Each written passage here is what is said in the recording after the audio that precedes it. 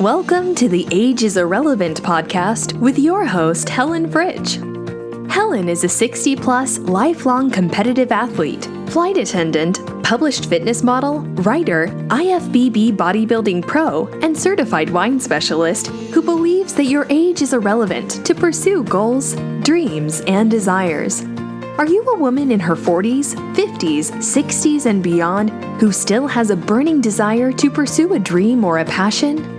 Are you thinking about starting a new chapter in your life, but you're hesitant, thinking that you might be too old or just don't know where to begin?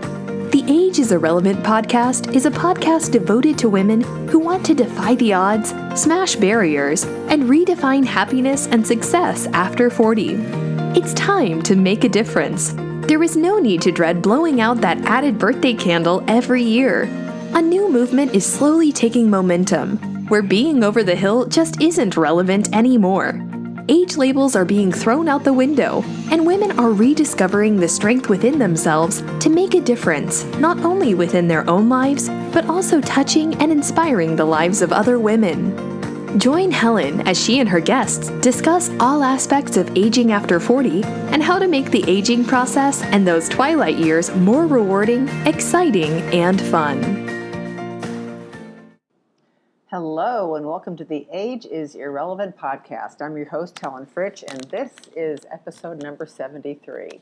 Well, it's been a quick minute since I've spoken to you all. I took a little bit of a sabbatical. I had some personal things going on. I was prepping for a bodybuilding show. I was flying a lot of international trips, and something had to give, and so I had to put the podcast on the shelf for a bit. But I'm back, and I'm back with a great guest I think you all will love. I'm going to be interviewing 69-year-old Dr. Lynn Anderson. Now, Dr. Anderson holds a PhD in natural health, and she's also a naturopathic doctorate degree holder, emphasizing aromatherapy, herbology, and nutrition. She has quite the portfolio: a certified yoga therapist, a certified spin instructor, a karma master, an adjunct professor at LMU. She has co-developed a weekly radio talk show about anti-aging and alternative medicine. She is a very successful published author with 6 books under her belt. She's been featured in Shape Magazine, Self, Spry, Red Book, and the Chicago Times, as well as numerous other publications and talk shows on the radio. She is a contributing writer to the Huffington Post, and she is a very fascinating woman to speak with. I feel like I need to have her back on the show because we had so much to talk about, and we just pretty much ran out of time. But I think you'll love her wide variety of views on so many great topics, especially when it comes to women in anti-aging. And so without further ado, may I please introduce Dr. Lynn Thompson. Hi, Dr. Lynn. Welcome to the show. Thank you. It's wonderful to be here. I am so happy for you to be here. We were just speaking a few minutes ago off recording, and I was just mentioning to you how excited I am because you've been in the business or you've been around for a while, and so your bio is fabulous, and there's so many different interesting aspects, and your portfolio is just incredible. So for my audience, I am speaking to 69-year-old Dr. Lynn Anderson. Now, Dr. Lynn, I think as she's affectionately known, is a naturopath, a yoga therapist, author, TV, cable personality, and has made several guest appearances on CBS, NBC, and various cable networks. She's also a producer. She's been a guest speaker at various conventions. She was featured as one of the hottest fitness professionals over 50 in Spry Magazine. She's the creator of Dr. Lynn's anti-aging workouts for everybody with international publications. So again, welcome to the show. Oh, thank you so much. That was quite an intro. And so I normally like to ask my guests, I'm just curious to see where you grew up, how you grew up, your schooling, and then because that way, it's kind of funny how I speak to all of my guests and their niche is in one area, but 20 years, 30, 40 years ago, they had no interest in that whatsoever. So for me, I just like to see how everything meshes together. So let's just start from the beginning. Where were you born and where did you grow up? Well, usually when I start with where I grew up, it's kind of a shock to people, but I grew up on a small island off the coast of Maine in a little fishing village. And in that fishing village, there's about 500 people that lived there. And we were all, everybody was, aunts and uncles, and your grandmother lived across the street, and everybody lived there. And I like to tell people that before there was even the word organic, we ate organic because we had to. We had to eat what was in season, what was there. We also we did what was called kitchen sink surgery, Mm-hmm. So there was always somebody in town, my grandmother, who, had all these concoctions and things like that because you used folk medicine. We didn't have a doctor, and it was a long ways to get to the hospital. So there were certain things that could be done and things that could be treated. So I kind of grew up in that kind of folk type environment, not really ever intending to be a naturopath, but just kind of took me down that road. I think that's fantastic. And I am so envious of you eating like that when you were young, because I know when I grew up, I was eating snowballs and Hostess Twinkies and, and Entenmann's donuts and having Spam and scrambled eggs for like my meal and stuff like that. So that's great. What a great foundation, right? Well, the first time I had we call them store-bought cookies, it tasted funny to me. Because my mother always made homemade cookies. I mean, everything was made from scratch. So I could really tell the difference. And to this day, I really don't like store-bought, goods. Now, if you make some really nice homemade cookies, those are tempting. Yeah, for sure. So how long did you stay there and what took you away? Well, I was married at a young age, had 2 children, and went through a divorce. And I decided to go back to college. I had about maybe a semester of college. And so I went back as a single mother with 2 children and worked my way through. I was on welfare. I took advantage of everything I could, scholarships, grants, work study programs, everything I could to get myself through school. And it was a really daunting task with 2 young children and no money and no support to get through school. But I did it. I got my undergraduate degree. And I like to tell people that in getting my undergraduate degree, I went through a tremendous amount of stress. And at the end of it, I kind of had a collapse, which happens when we really are going a million miles an hour and you just don't have time to stop and think. And when I had that collapse, that was my entree into health and fitness. That was when I said, "Hey, Lynn, you've got these 2 kids to support, and you've got to get back on your feet." And that was kind of what got me going in this direction. Oh, that's fantastic. So there's a lot of us. I mean, I have clients who come to me who are brand new to fitness, and you have to just take it slow. But considering you went down that path, what kind of resources did you reach out to, thinking I want to get into fitness, but like for me, I started bodybuilding 8 years ago and I was like a rat in a maze. I didn't know what I was doing. So I had to reach out to friends and lots of, internet searching and Googling. But, back then, how did you approach that? Yeah, we didn't have computers back then. No. But when I was finishing my last year of school at the University of Maine, I took they allowed us to take what's called a gut course. And a gut course means you go in and it doesn't matter what your grade is and it won't affect your GPA. And I wanted to graduate with a 4.0. I'm a type A personality. And so I thought, well, I'm taking an overload right now. So if I take this course, even if I just pass it with flying, without flying colors, I'm okay. And it was a course on health and fitness. It was kind of a fitness health type course. It was one of the toughest courses I've ever taken because Really? It was anatomy, physiology, and kinesiology. It was all of that. And part of it, we had to attend this exercise program. So we all went to the big gymnasium, and they had all these little pods where you tried out these different exercise things. And I went and I did this thing, which they said, this is only a fad, guys, but go ahead and try it. And it was called aerobic dance. And I laugh to this day because a fad. And so we put on our little leg warmers and our little Ked sneakers, no support on the cement floors. And I just loved it because I was a dancer. My mother had raised me to be a dancer. I was a ballet dancer for many years. And so I had the natural ability to that, and I loved dancing. So that background led me to go to a place called, it was Woman's World at the time, and it was just women. Uh-huh. Yeah.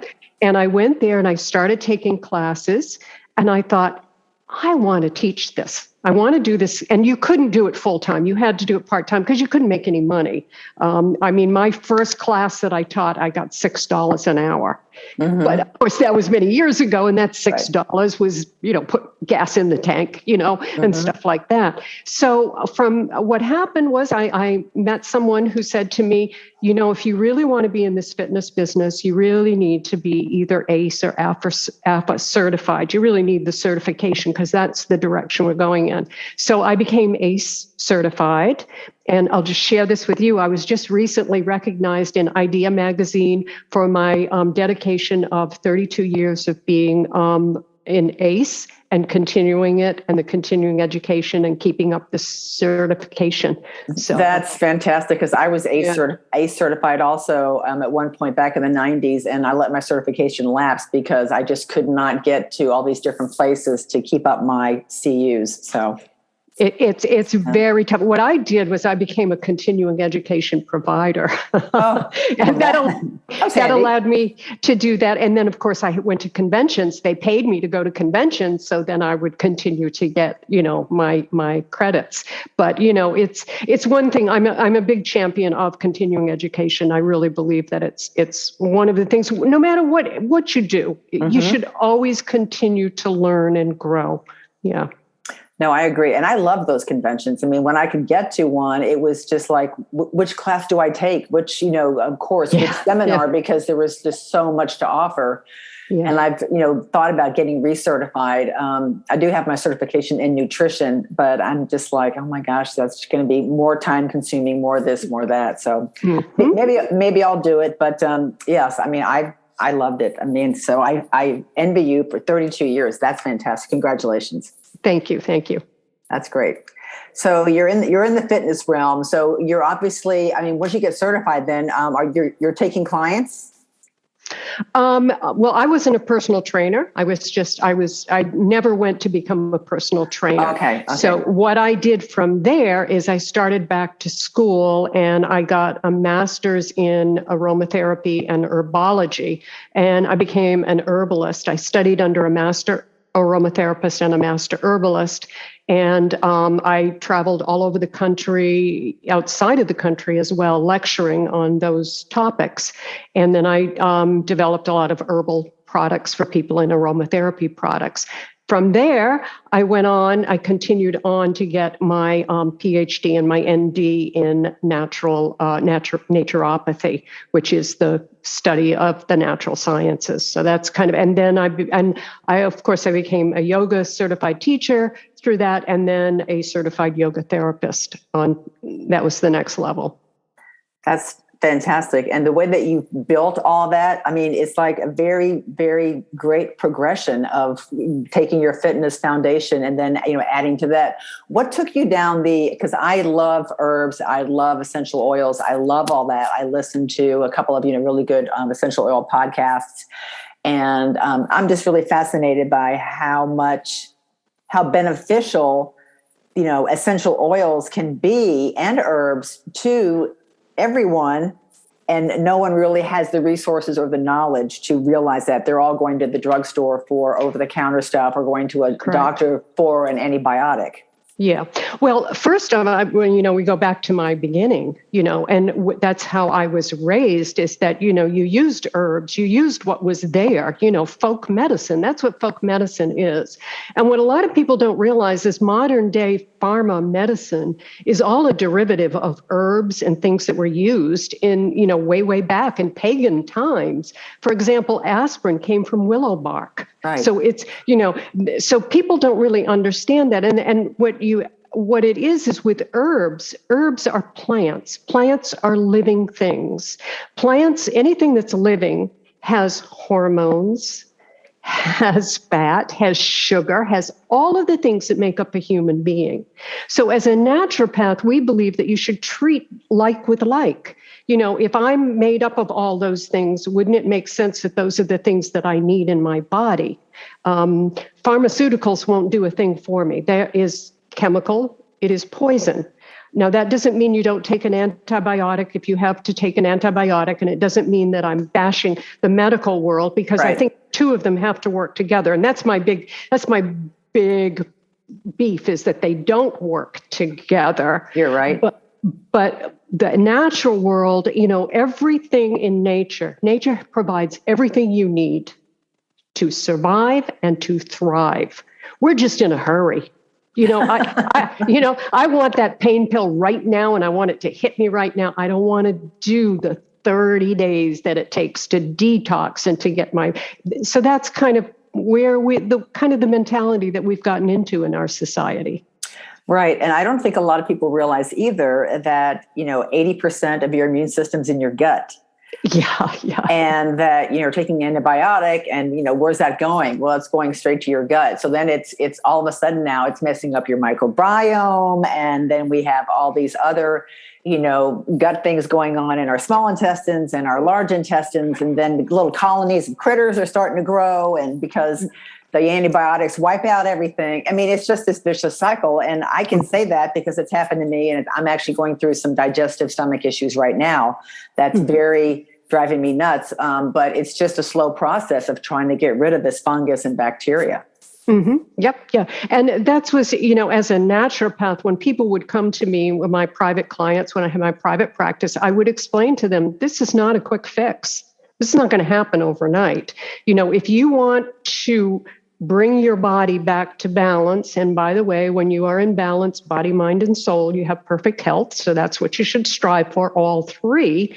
And as a naturopath, we do work on all three. We believe that the body, the mind, and the soul are integrated, and you can't have balance in one and not have it in the other two to have health. But it's a process. It's a long process, and it doesn't happen overnight. But I can't think of anything better to commit to than your health. I can't think of anything else. I mean, No. If anybody can give me something better to commit to, I'll give it a try. But I think that's, number one. And I think what you'd hit the nail on the head too, that everybody wants something right now. Yep. And they're not patient enough to wait, and they don't realize that it is a progression. But my big thing is, like with being in fitness, and obviously with you too, that, movement is key. And that all of a sudden women turn 50 and they start going through menopause, and then all of a sudden things start changing and they start putting on this weight. And then, with COVID, everybody put on the COVID 15 or 20, pounds or whatever. And then next thing you know, these women are looking at themselves in the mirror and they're like, what's happened to me? And then the mind starts working, against you. And then, everybody starts going down this dark tunnel. And it's just this whole progression of, you really have to get a hold of. I was just listening to a great, there's a guy, his name is Rob Dial, and he's the mindset mentor, and he has a great podcast. And I was listening to that at the gym today because, sometimes I need like a little pick me up, and I need to listen to positive mindset things and stuff like that too. And just like what you were saying, it's just next thing you know, we're in this little bubble and we don't know how to get out. Mm-hmm. Mm-hmm. That's true. It's true. And we are, of course, our own worst critics. And you're right. Once you get that little thing spinning in your head, that negativity spinning in your head, In yoga, we call this the grooves. There's little grooves that go in there, and it's like a record. It keeps playing and playing and playing. Now, what kind of grooves do you want in your brain? You got to really work really hard. That's karma. You have to work really hard to change the negatives, but you also have to work equally as hard to keep the positive going. So, I mean, that's what it's about. It's about, your own personal work here on earth.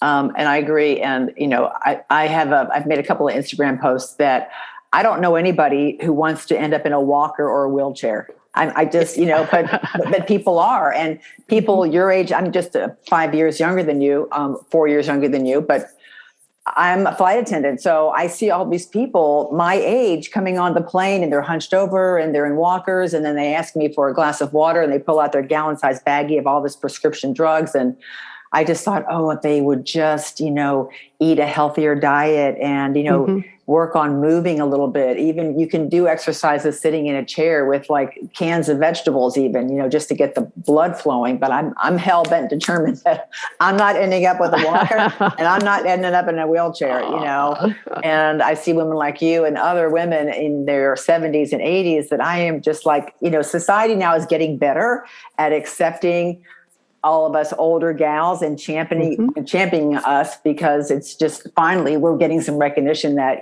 just because you hit 40 or 50 or 60, you're not over the hill. And so that's why when I first saw you on out there in internet land, I thought I have got to get Dr. Lynn on the show because of all your great, your background and so much stuff. So we've talked about your natural therapy, but you also incorporate karma into your naturopathic practice along with the yoga. So you consider yourself a karma master. So what exactly is that? Well, to master something, you must learn. You must read to learn, and then you must write to know, and then you must teach to master. And so I've been learning, I've been writing, published, and teaching karma for over 30 years. I used to run karma workshops, and then I incorporated, I had karma, I had a big following. I used to, 2 years ago, I lived in Los Angeles, and I had a huge following in Los Angeles, and that's what I taught my students was karma yoga. And now I've been teaching them that online, and we've taken it to the next level, which is much deeper level. But karma is really, it's very simple. Karma is cause and effect. If you don't like the effect, look to the cause. We think of karma, everybody goes, oh, good karma, bad karma. If I do this, if I steal something, then something's going to be stolen from me. No, that may not happen. That may not happen. But if you steal something, whether you get caught or not, you're a thief. Correct? That's the effect, and karma says that's bad merits that you're gaining. And whether you pay for those in this lifetime or not, maybe not. What's going to happen in the next lifetime and the next lifetime? Because karma teaches us that we reincarnate. We keep coming back over and over again. Very interesting, because I know all of us, I mean, you see something happen, this person's not really a good person. And then when they, I'm thinking, you just wait, it might not happen today or tomorrow, but in 10 years, but it's going to happen. And then sometimes you're actually able to see it and you're like, yes. I told you. Yes. I told you so. I told you so. So I know that obviously, and we'll talk about this later too, because people are interested in your karma sessions. I mean, I'm sure we'll give all that info, but how do you teach people to work their karma into being a more productive, person? Be more productive in their life? Well, karma is it's a very practical science. It's very, very practical. It simply states that there are certain things, for example, there are 4 great passions that we all have. And each one of us have those to a degree more than the other. And in my book that I wrote on karma, you can go in and you can actually look up your birth date and you can see which one of these 4 great passions is your big karma to work on, because one of them is more magnified than the other. It's very general, so you have to take a general approach to it.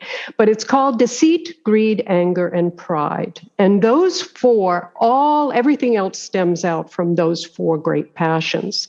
So if you have, let's say, for example, that you're in a relationship and there's a lot of anger in that relationship and it keeps coming up and keeps coming up and keeps coming up, that's something for you to work on.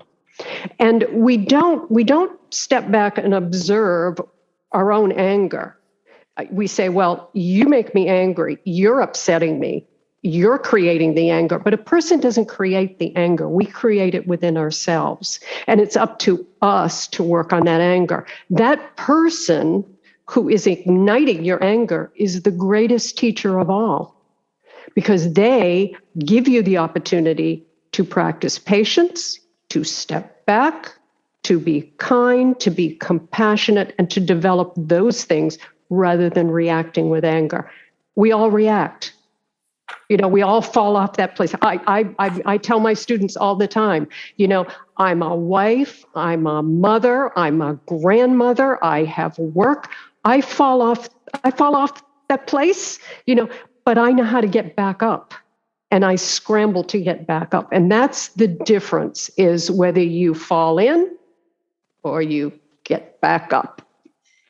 Oh, that's true. I mean, and even when I'm listening to these mindset podcasts, or like, at the beginning of the year, you'll hear some like motivational YouTube, 1 minute video, and you're like, you get so fired up, but and it basically says that, the only way when you're knocked down is to get up, and that you can't do anything when you're 6 feet under. So you might as well, get the ball rolling now, because I've also said too that I don't want to have on my tombstone should have, would have, could have. I want to be able to be in my deathbed and be like, I've lived a good life and I'm ready to go. So that's absolutely, that's the way to do it. That's a positive mindset. Is to go out there and enjoy life and live life. Life is this wonderful thing, and live every single moment of it. When I was young and I grew up on that little island, and it was very isolated, and I used to go down, and there was this little jetty that I could sit out on, and I could see the ocean, and I used to dream of traveling the world. And I can tell you now that my husband and I are world travelers. We've traveled to almost every country, every place in the places people haven't even been to. And it was a dream I set for myself, and I made it happen. Mm-hmm. And you set these things, and if you keep going, and there were times, when I was, had 2 kids and I was in college and I was broke, and I got out with student loans up to my eyeballs and trying to raise these 2 kids. What the odds were against me that I would travel the world, but I made it happen. Mm-hmm. So because I had that determination, Right. And I think a lot of us too, which I think not for you and not for me, but a lot of people, especially women, will set certain standards for themselves. Yeah. And then they've got these blinders on, and then there's no going outside of these lines. Mm-hmm. And then, then all they start to do is complain about where they are in life and their lifestyle, or where they live, or their job. And I was listening to a podcast, and this one guy said, he goes, "You're not a tree."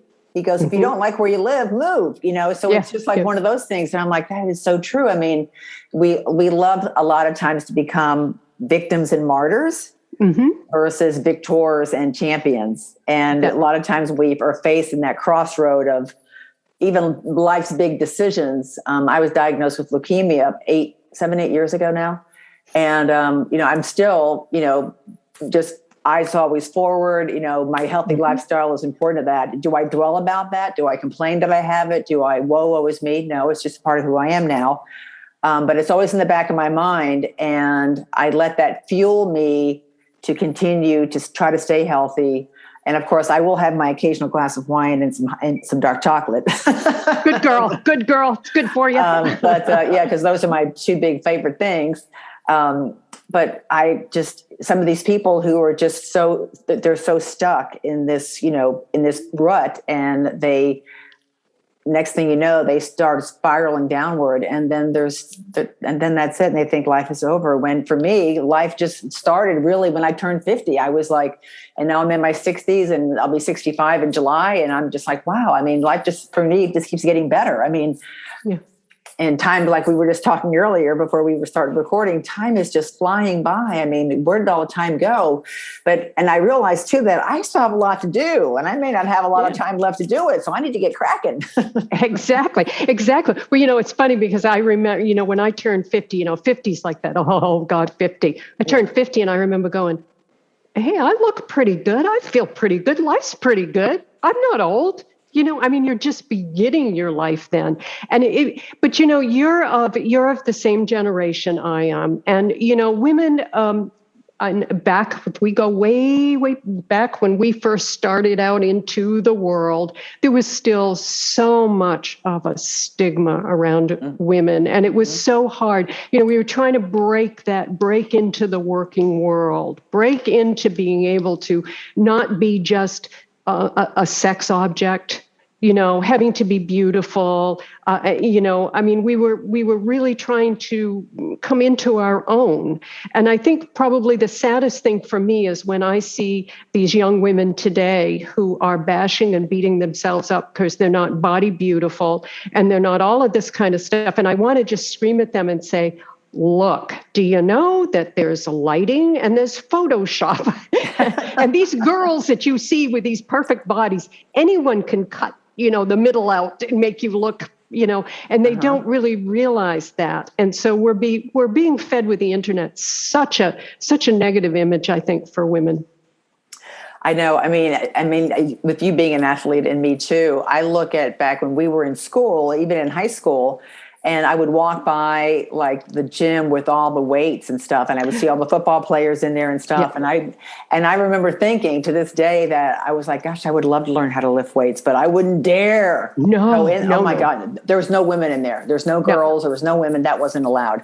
That was for the football players. And now you look at the athletes today, where they have, all the things available to them, not only with weightlifting, but with nutrition and with supplementation, and then all these different types of coaches. I have 2 or 3 different types of coaches because I'm involved in 2 or 3 different types of things. So it's amazing what we have available today, and the resources are out there. And it's not only in athletics, but it's in any hobby or anything that you want to do. I mean, if you want to learn how to knit, if you want to learn how to, I love going into Michael's, and I am so envious of people who are so creative in that, where they can take something and the next thing I'm like, oh my God, that's fabulous. I mean, there's a lot of, I have a sister-in-law who is just so creative in that sense too. So it's just, you don't have to be, athletic to get all the added resources. You can do anything if you want to learn how to write, poetry or become a public speaker. I mean, or speak better in front of people. I mean, there's just so much out there.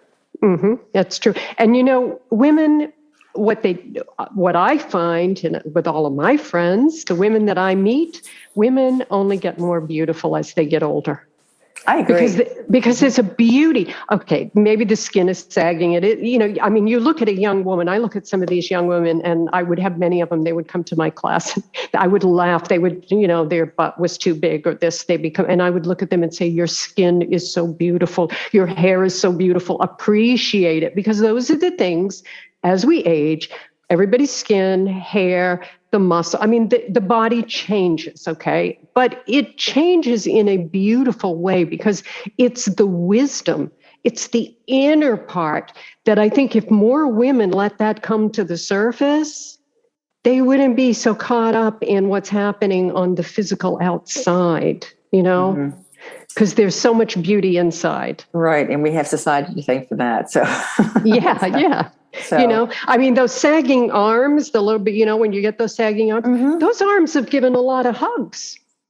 That's what that is. It's a lot of big hugs there. So keep hugging, Yeah. Oh, I love that. That's awesome. That's great. So now you've written a plethora of books. So let's just talk about some of your books. The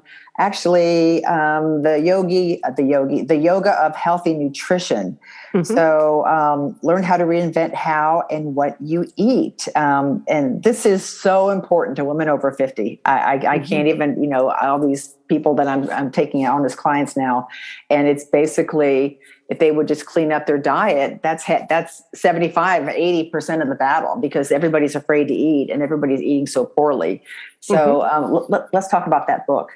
Well, that is, there is a branch of yoga called Anamaya, which is the branch of yoga eating. And the basic philosophy of that is, again, you are what and how you eat. And if you think about that, your skin is what you eat, your hair, everything about you is what and how you eat. The premise of the book is that diets fail. And we know that 95% of diets fail. And the reason they fail is called deprivation. So you go on a diet and you deprive yourself of all this stuff. And then how many times women lose the weight? Put it right back on, because they go right back to the old habits. So the idea is to look at what you're putting into your body and what you want, cause and effect again. We can go back to karma. What is the effect that you want? Your body doesn't really, your body doesn't sit there and say, well, I'd like eggs today, or I'd like this today. Your body wants vitamins and minerals. It wants the nutrients that lets it survive and thrive. And so if you feed it those things, that's what you're going to get. Mentally and physically, you're going to get that positive energy. And so when I work with my clients, the first thing I do is we go through an assessment and we try to target what are their problems, that they're eating problems. For example, maybe it's potato chips. Let's call it potato chips. I can't stop once they start eating those potato chips. Well, don't buy them. Simple as that. Because if they're in the house, you're going to eat them. Mm-hmm. And so I say to them, but if you really want to eat those potato chips, here's what you do. You got to feed the body what it needs first. Okay, take care of the body first, and then eat the junk. Then eat all the junk you want. Well, if you feed the body what it wants, you're going to be full, right? Mm-hmm. And you're going to start to feel that, and you're not going to really want those potato chips. But what do? We grab the chips first and neglect the body. So if you want to take care of your body, you got to do it through nutrition. Nutrition and exercise and sleep. Those are the three pillars of good health: diet, exercise, and sleep. Take care of those three things and you're going to be healthy. You hit the nail on the head. I can't even begin to tell you how much that resonates with me and everybody that I know. We were just talking also too about how women are so afraid to eat, and that they're on this diet, or they call it a diet, but they're eating, less than 1,000 calories a day, 900, 800, and they can't understand why they're not losing any weight. Yeah. And then I'll be like giving them a new plan, and I'm having them eat 1,400 calories. And they're like, oh my God, this is so much food. And I'm like, trust the process. And so they're amazed. I had one client who wrote me a super nice letter, and she goes, I would have never in a million years imagined that I would be eating more food than I've ever eaten in my life and lose weight. And that's obviously because I've incorporated a workout. But now she's like, this is my lifestyle now, and I'll never go back. And it's habits. It's that one step at a time. It's just taking that one step, and and then if that's all you can do the first day, that's fine. You come back the second day and take that step again. And then, the third day, take two steps. But you mentioned also too, that we're in such a society where we want everything right now. So everybody wants to go from A to Z, but you have to go through the alphabet first to get to Z. And a lot of people aren't willing to do that. And we see that in the gym every January when everybody shows up. And then in February, they're all gone, so it's just like they don't see the results that they want. They get discouraged. They're sore. They're tired. They don't like this. They want their 6, Pepsis or Cokes back, and they want it, and they want their chips. But, protein also too. Women don't eat enough protein, and I'm like, eat protein at every meal. Well, protein helps satisfy you. So I'm not a big, I like snacks, but I'm not a big snack person either. I eat 5 times a day, and I don't really crave any. And what you said, it hit the nail on the head too, because all these people gained all this weight during COVID. I'm like, why are you bringing this stuff in the house? If it's not in the house, you're not going to eat it. And that's my thing too, because I love sweets, and I'd be happy to have ice cream and cakes and cookies in my pantry. But when you get hungry late at night, and that's when it all happens, and you start scrummaging through, everything, where is that? that's your culprit. And that's where I start with my clients. Let's get your culprits out there. And we're going to have it. And we do have a discussion with them. My clients have to take the food out and we have to talk to it. We have to divorce ourselves from it. So it's like, it's like, and if you know that you have a sweet tooth, okay, and you know that that's going to be your problem, then you target that and you remove that. And you have a talk with those cookies and say, cookies, I don't want you. I don't need you anymore. We're done. And then you replace it with other things, fruit. Mm-hmm. And as you said, protein. But it's all about people don't eat the right things. And what they do is they go in these drastic diets. And all it does is it's just deprivation. And that is why 95% of the diets out there fail, because people don't change their lifestyle. And also along with that, exactly what you said, you got to move. I don't care if it's a walk, what it is. You can't eat 1,200 calories, let's say, a day and sit in front of the TV. Mm-hmm. It's not going to work. Yeah. And you also need to make sure that you get sleep, because sleep is also a nutrient. And sleep helps us to be mentally and physically more alert, have more energy. So those are the three pillars and the three things that we need to focus on if we want perfect health. Right. And, if you have the right guidance also too, I don't fault anyone. I don't know everything. And I still don't know a lot of stuff about nutrition and even in fitness. And I find like I'm a voracious little sponge. I mean, I'm sure like you, yep. I'm always reading. I'm always listening to podcasts. I'm always getting newsletters and, watching the news and whatever. And I'm reading an amazing book right now called Atomic Habits by James Clear. It fires me up so much. It's just like, but it talks about how to develop a new habit. All you have to do is just take that one step. Because that's, the one step or the 1% might not make a difference today, but in 30 days, it's going to all add up.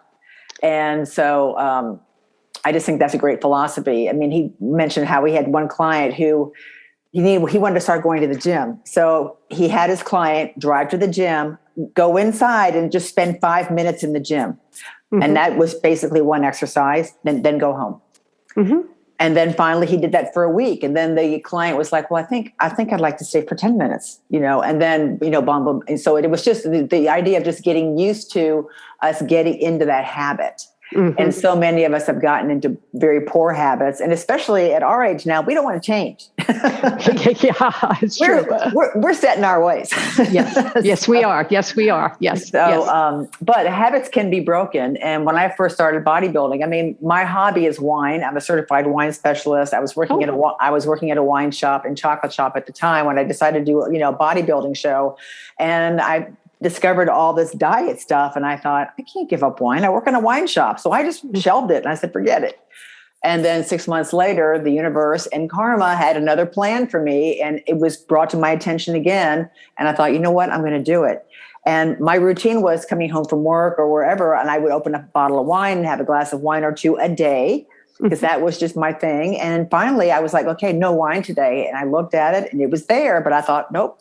Kind of like you said, I'm divorcing you for now. You're there. You're not going anywhere. I'll revisit you in a while. But, mm-hmm.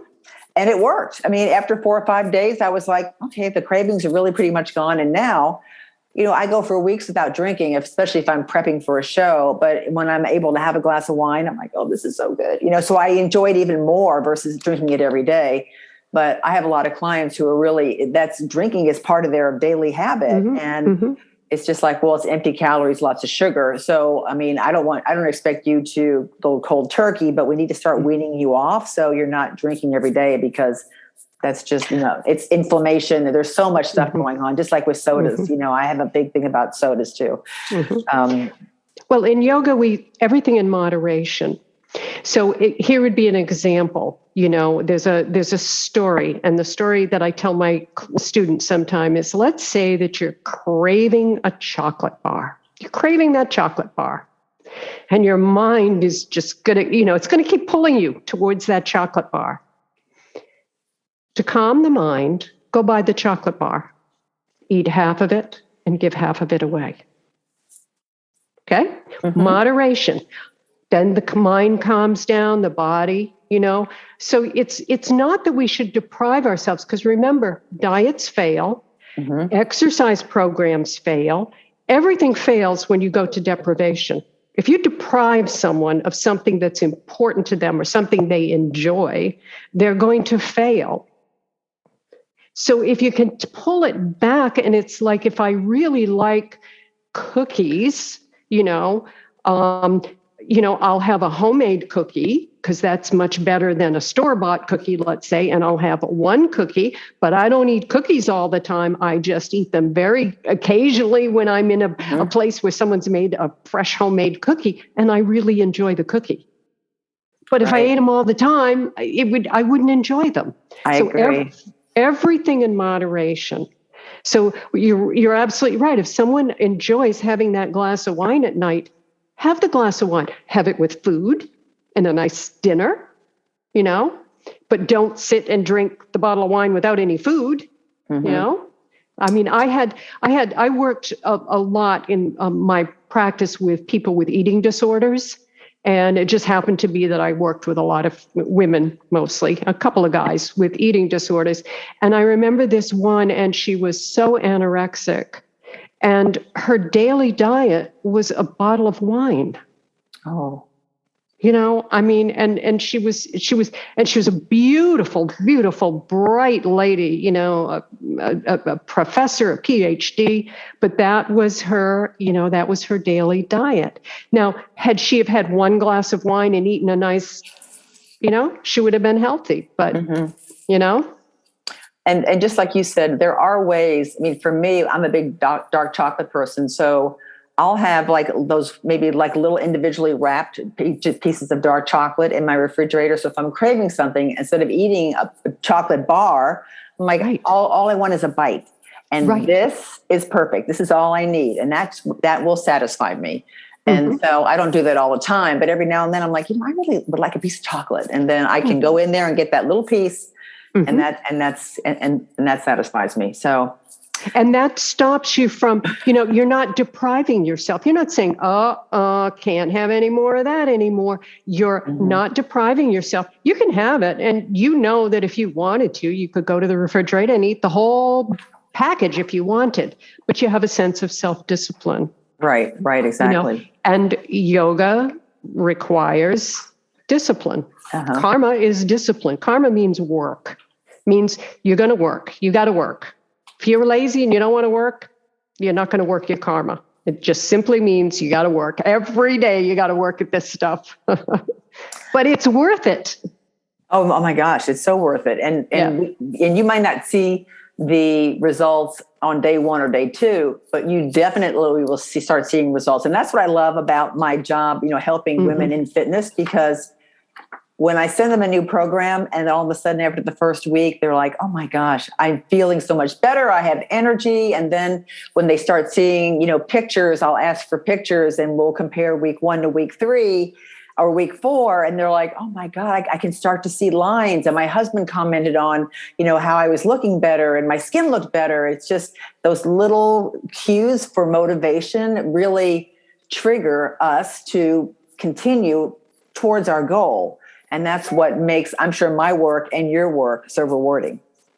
Yes, it is. It's very rewarding to see that happen with people. And then to be able to give them the independence to do it on their own. That's the wonderful thing, is when people reach that point where they really do. And I know when that comes in, I'm very good at saying, you don't need me anymore. You now know how to do this. You can do this.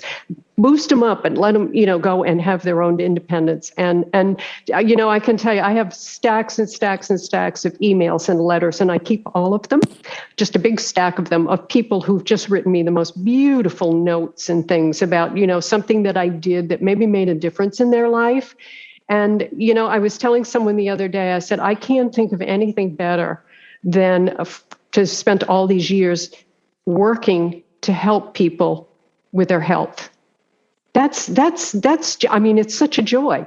And, as a teacher, we don't make a lot of money. If I was a big executive, I'd make far more money than I make as a teacher, but there couldn't be anything more rewarding than teaching and working with people. Right. And it's kind of like prison break.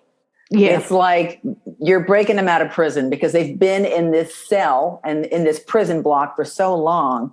And now all of a sudden they're like, oh my gosh, I'm free. I'm free. Yeah. So, go ahead. It's a wonderful thing. It's a wonderful thing to see that. Yes. It really is. Now, some of your other books, like you wrote a book on naturopathic recipes, which I think is really, really fascinating too. Can you tell us a little bit about that book? That one, the one recipes, and that's recipes for health, happiness, sex, and love. And what I did, that book was that's my prize book. When I first started years and years ago, I had a typewriter. I did not have a computer. And I had the two little kids, and I didn't have any money, so I couldn't go out. I couldn't do anything. So I decided that I wanted to cook my kids really healthy foods. And so I started experimenting, and I got this book on how to write a cookbook. And the cookbook said, the only difference between you and me is these typed pages. I've typed the pages, you haven't. And I thought, well, that's true. So I started typing and I started researching. And then what I did is I kind of put all of these recipes together around foods that create sex, create health, create love, create happiness. For example, fish, salmon, omega-3. It affects your moods. It has a positive effect, a happiness effect. So that would be an example of, I go in and I write about the lore and the history of salmon and, go back into, all of that. And then I come in and write about the scientific part of why you would want to eat salmon and why it makes you happy, and then kind of wrap it up and, go fishing. You want to be happy? Go fishing.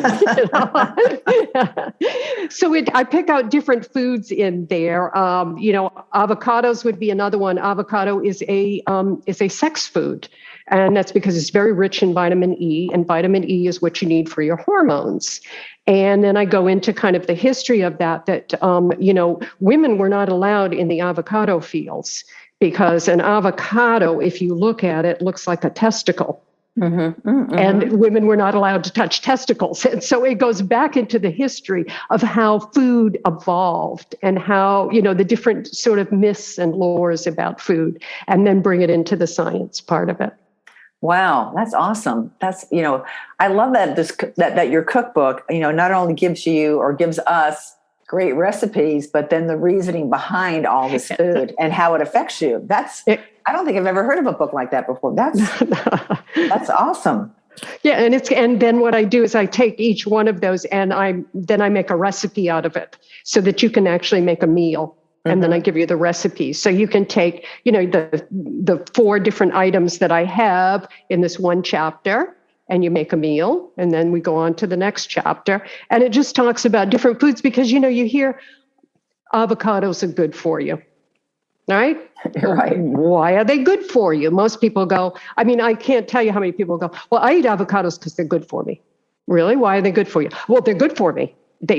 I've heard they're good for me. Well, why are they good for you? Oh, vitamin E, here we go. And when people start to understand the nutrients behind food, it makes a lot more sense, Mm-hmm. Well, that goes just the same with herbs and essential oils and supplements. Yep.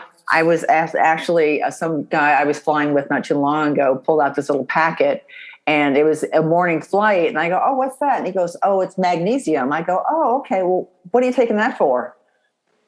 Oh, because I'm supposed to. And I'm like, oh, okay. Well, I go, well, what kind of magnesium is it? I go, because you're supposed to take different magnesiums at different times of the day. And he's like, oh, well, he goes, it's for sleep. And I said, so you're taking this random packet of magnesium in the morning for sleep. Mm-hmm. I said, you should be taking that at night, and you should be taking magnesium glycinate. That's the magnesium specifically devoted to help you calm your nervous system down. And he knew none of that. And there's a lot of stuff that I don't know either when it comes to supplements. But, I think throughout the years, just like you've learned a lot. So taking certain vitamins with your meals versus an empty stomach. I mean, a lot of stuff like that. Well, what people don't realize is that nutrients have a synergistic effect. So for magnesium to really work, it has to be with calcium. And that's why certain foods, like, for example, that's why chamomile tea. Chamomile tea is really good in calcium and magnesium. And that's why people say, well, have a chamomile tea before you go to sleep. Or the herb chamomile is good for sleeping. Or the aromatherapy, the essential oil is good for sleeping. That when you take anything, when you extract stuff from food, what you're doing is you're taking away that synergistic effect. An orange, for example, you have the vitamin C, but you have that white flesh around it. That's the bioflavonoid. Those two work together. If you want to get a good dose of vitamin C, you need the bioflavonoid. But we throw that away and extract it out and start taking supplements and don't realize that those supplements are not the true food. If you really want to be healthy, eat true, eat in season, eat fresh foods. Those give you all of those nutrients. And we can get them all through our foods, But we're also, again, a supplement happy society. And I think they did a research, and they found that out of 14 different supplements that they did research on, I think 12 of them were just junk. I was just going to say the same thing. I read a study because years ago, I would go to like a local drugstore and they would have buy one, get one free. I'm like, oh, this is awesome. Yeah. And then you're reading the study of these certain specific, I don't want to name any names, but these certain drugstores. And I'm like, oh my God, these vitamins from there are 75% filler, 25% real supplement. And so I'm always like pharmaceutical grade, or if you're going to go get something, go to Whole Foods, go to, Sprouts or somewhere that you can actually, everybody, even at Whole Foods, I love going to that little vitamin section because all the people who work in there are extremely knowledgeable too. But yeah, I was just like, I go over to a family's house and I'm looking at their cabinet. I'm like, you shouldn't be ingesting these vitamins from, CVS. Don't do that. Put those away.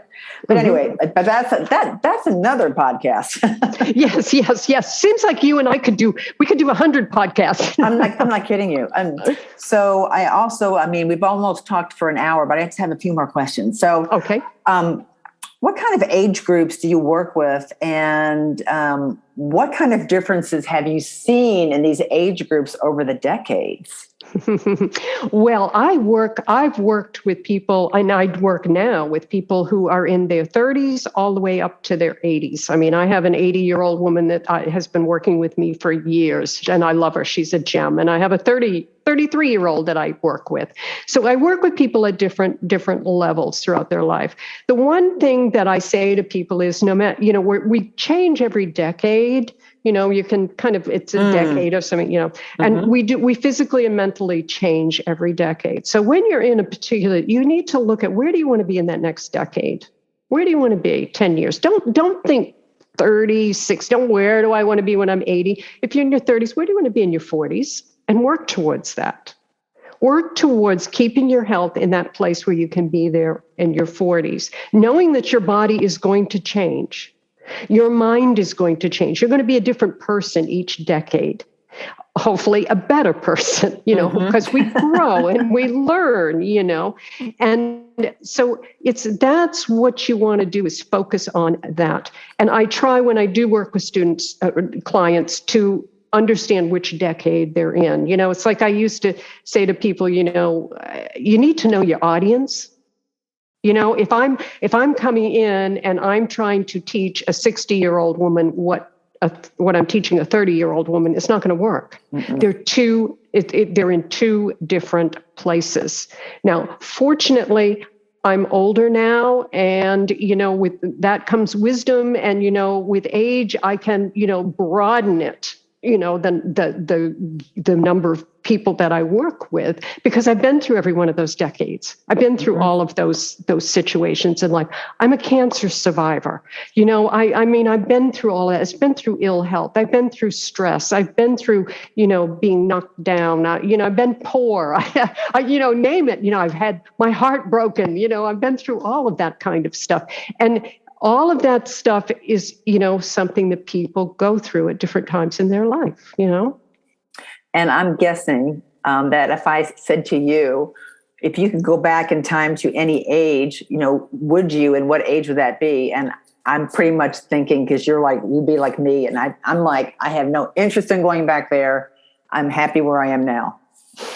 I would say that. The only thing I would say is that, man, when I hit 50, I was looking good. I was feeling good. My kids were, pretty independent. My life, so I think I tell people your 50s are really fabulous. They're really fabulous. Don't squander them.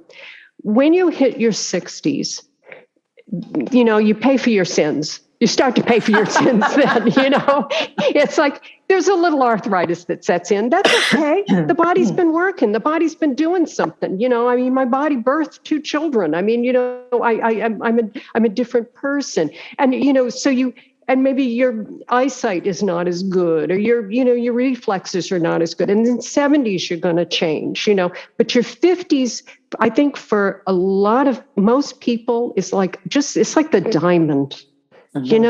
You're set in your career.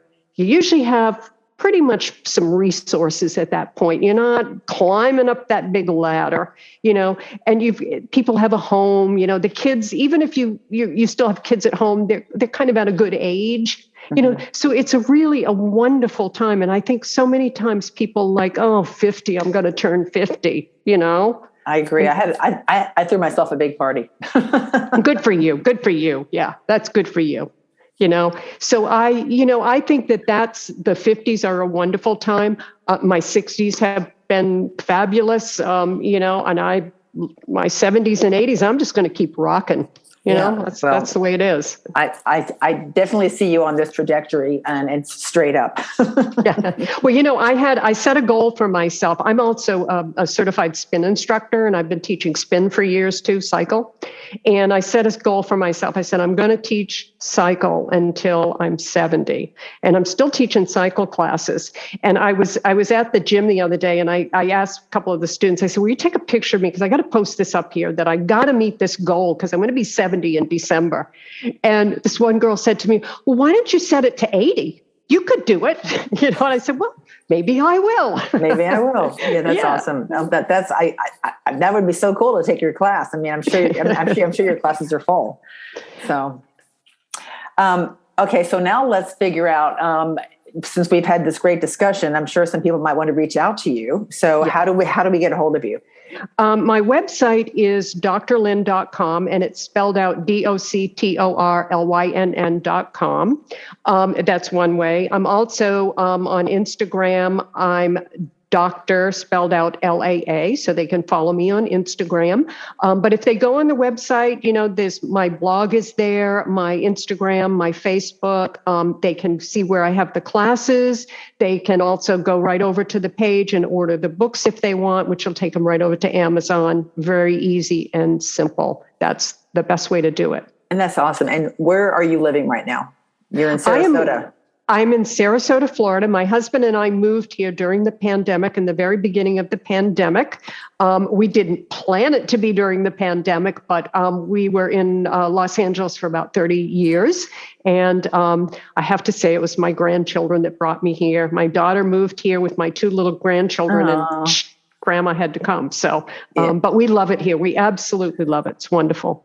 Yeah, I love Sarasota. I like the west side of Florida much better than the east side. I'm actually going to be in Sarasota in a couple of weeks on a layover. So maybe we'll connect. That would be great. Yeah, I'll reach out and maybe we can meet for a coffee or something. That would be fabulous. But Lynn, thank you so much. It's been a very enlightening conversation. I sure hope my listeners take advantage of you and all your wealth of knowledge and your books and all your exciting stuff. Thank you for joining me, and thank you for agreeing to do this podcast. It was very enlightening and very enjoyable. Well, thank you. I had a great time, and hope we can do it again. I hope. Oh, you know what? We have so much to talk about. I think I need to definitely have you as a return guest. Let's do it, girl. All right. Take care. I sure hope you enjoyed this interview with Dr. Lynn. What an amazing woman with such a wide portfolio of knowledge from all different avenues of life. I probably could have talked to her all afternoon. And here are some quick takeaways that I got from our discussion. The first thing that stood out for me is that Dr. Lynn said that nature offers you everything to survive and thrive. Now, some of us are very good at using the tools provided to succeed, and others of us really are not. Now, why is that? Well, I think first and foremost, we have to be able to identify the tools that are presented to us.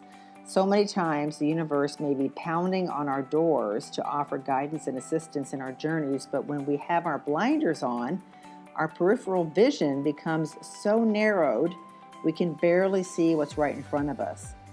Ladies, it's time to take off those blinders and be open and receptive to what the universe is offering. We weren't meant to sit around at home all day watching TV. And honestly, who knows what's just around the corner?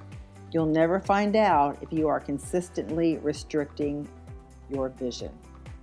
Now, number 2, we also had a great discussion when Dr. Lynn mentioned that she could not think of anything better than to commit to your health.